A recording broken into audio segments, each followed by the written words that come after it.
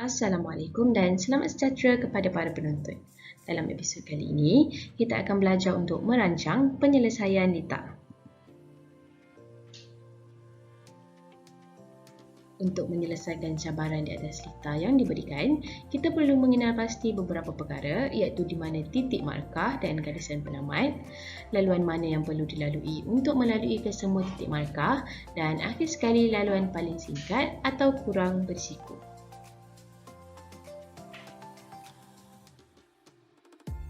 Pertama sekali, kita perlu mengatur strategi untuk mengenal pasti aturan titik markah.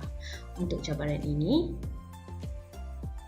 merupakan titik 1, 2 dan 3. Kita perlu mengenal pasti pergerakan dan laluan yang sesuai untuk melalui ke semua titik markah. Laluan yang ditunjukkan dengan anak panah adalah laluan yang tiada persimpangan di mana ianya sesuai untuk diselesaikan dengan menggunakan blok line tracer time. Kita tidak menggunakan blok pathfinder kerana ada kemungkinan robot akan mengesan selekoh sebagai persimpangan. Laluan seperti ini menggunakan masa sebagai jarak pergerakan untuk melalui keseluruhan laluan.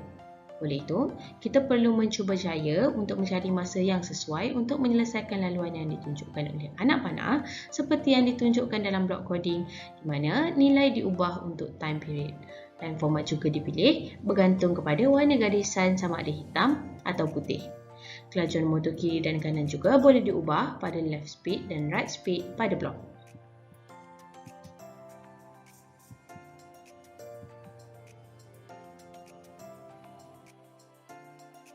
Kita telah pun melalui titik markah yang pertama.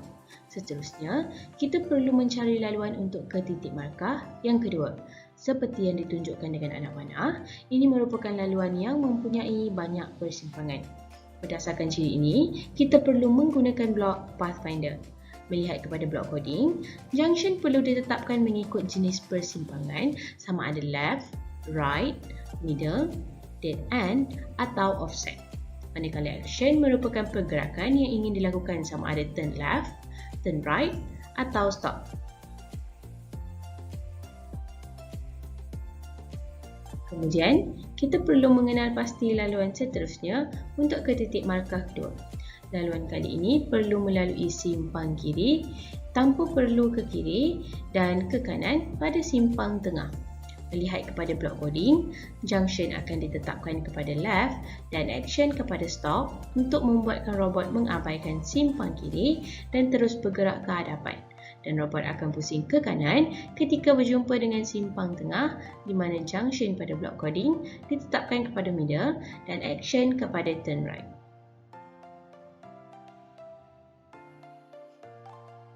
Langkah kali ini akan terus ke titik markah yang kedua, iaitu dengan menggunakan blok pathfinder, kita tetapkan junction kepada middle dan action kepada turn left untuk melepasi titik markah yang kedua.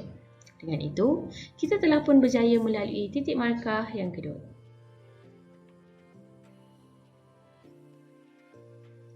Setelah melepasi titik markah pertama dan kedua, kita perlu melepasi titik markah yang ketiga, seterusnya ke garisan penamat. Untuk laluan ini, ada perubahan warna pada letak yang perlu dilalui di mana kita perlu melalui garisan berwarna hitam, kemudian bertukar ke garisan berwarna putih. Berdasarkan blok coding di atas, kita tetapkan line format kepada black, kemudian junction adalah middle kerana kawasan pertukaran warna garisan dari hitam ke putih merupakan persimpangan tengah dan tetapkan action kepada stop untuk membuatkan robot mengabaikan persimpangan. Kemudian, kita tetapkan blok seterusnya kepada line format white, junction left dan action turn left.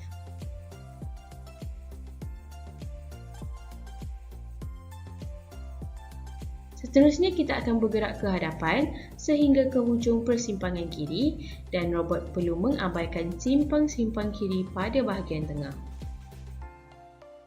Berdasarkan blok coding, mula-mula tetapkan line format kepada white dan junction kepada left.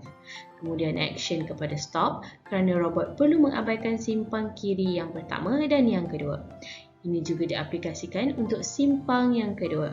Untuk simpang kiri yang ketiga, iaitu hujung, kita tetapkan junction kepada left tetapi tukarkan action kepada turn left.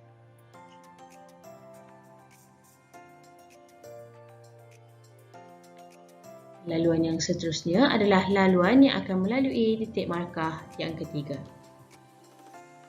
Untuk pergerakan ini, kita tetapkan line format kepada white, junction kepada middle dan action kepada turn right. Dengan ini, kita telah pun melepasi titik markah yang ketiga.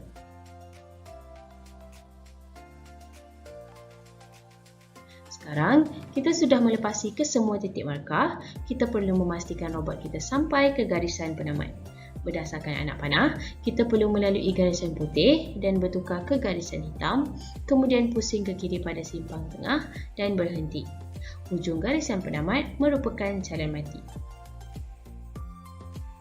Untuk pertukaran warna garisan dari warna putih ke hitam, kita menggunakan aplikasi seperti tadi untuk menyelesaikan laluan.